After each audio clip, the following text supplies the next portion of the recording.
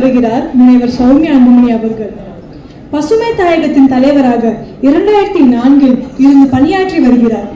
பசுமை தாயகம் சுற்றுச்சூழல் குறித்து பல விழிப்புணர்வு நிகழ்ச்சிகள், பேரணிகள் மற்றும் போராட்டங்களை நடத்தியுள்ளார்.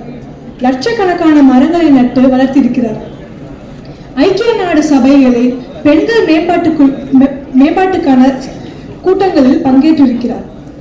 கொள்ளை மாறாத மக்கள் தொலைக்காட்சியின் கௌரவ ஆலோசகர், தமிழ் மொழி மீது பற்றும் பாசமும் கொண்ட பன்முகத்தன்மை கொண்ட எழுத்தாளர்.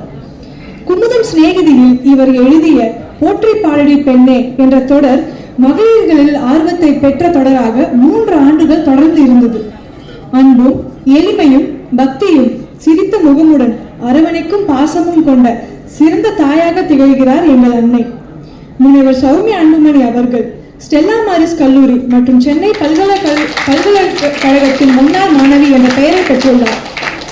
சமூகவியலில் இளங்கலை மற்றும் முதுகலை பட்டத்தை பெற்றவர். மதுரை காமராஜர் பல்கலைக்கழகத்தில் முனைவர் பட்டத்தை பெற்றவர். முனைவர் சௌமியா அன்புமணி அவர்களே பேச வருமாறு மேடைக்கு அழைக்கிறோம்.